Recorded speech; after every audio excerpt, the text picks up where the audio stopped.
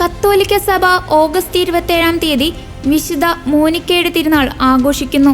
സ്ഥിരതയോടെ പ്രാർത്ഥിക്കുന്നതിന് ഉത്തമ ഉദാഹരണമാണ് മഹാനായ വിശുദ്ധ അഗസ്റ്റിൻ്റെ അമ്മയായ വിശുദ്ധ മോനിക്ക. വടക്കൻ ആഫ്രിക്കയിലെ തഗാസ്തയിൽ ഏതാണ്ട് 331 വിശുദ്ധ മോനിക്ക ജനിച്ചത്. തങ്ങളുടെ നിശബ്ദമായ മാർഗങ്ങളിലൂടെ പുരാതന സഭയിൽ സ്വാധീനം ചെലുത്തിയ പുണ്യവതികൾക്കൊരു ഉദാഹരണമാണ് വിശുദ്ധ മോനിക്ക. പാട്രിഷ്യസ് എന്ന വിജാതീയനായിരുന്നു അവളെ വിവാഹം ചെയ്തത്. മറ്റുള്ള സ്വഭാവ ദൂഷ്യങ്ങൾക്ക് പുറമെ വളരെയേറെ മുൻകോപിയുമായിരുന്നു അവളുടെ ഭർത്താവ്. അദ്ദേഹത്തിൻ്റെ ഒപ്പമുള്ള ജീവിതത്തിലെ സഹനം വഴിയാണ് വിശുദ്ധയ്ക്ക് അപാരമായ സഹനശക്തിയുണ്ടായതെന്ന് അനുമാനിക്കപ്പെടുന്നു. തൻ്റെ ഭർത്താവിൻ്റെ ദേഷ്യമടങ്ങിയതിന് ശേഷം മാത്രമേ വിശുദ്ധ അദ്ദേഹത്തെ ഗുണദോഷിച്ചിരുന്നുള്ളൂ. കൂടാതെ ദുഷിച്ച മനസ്സുകൾക്കുടമകളായിരുന്ന പരിചാരകർ അവളുടെ അമ്മായിയമ്മയെ ഏഷണികൾ പറഞ്ഞു പിടിപ്പിച്ച് വിശുദ്ധയ്ക്കെതിരായി തിരിക്കുകയും ചെയ്തു.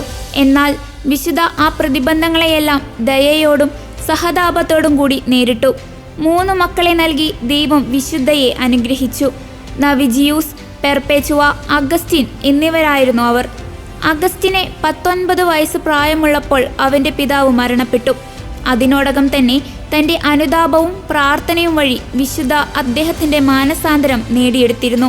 എല്ലാ തരത്തിലുള്ള പാപങ്ങളും ധാരാളിത്തവും വഴി യുവാവായ അഗസ്റ്റിൻ തൻ്റെ അമ്മയ്ക്ക് എന്നും തലവേദനയായിരുന്നു. അഗസ്റ്റിൻ റോമിലേക്ക് പോകുവാൻ പദ്ധതിയിട്ടപ്പോൾ വിശുദ്ധയും അവനെ അനുഗമിക്കുവാൻ തീരുമാനിച്ചു. എന്നാൽ വിശുദ്ധ തുറമുഖത്തെത്തിയപ്പോഴേക്കും അവൻ കപ്പൽ കയറിയിരുന്നു. പിന്നീട് അവൾ അവനെ പിന്തുടർന്ന് മിലാനിലെത്തി.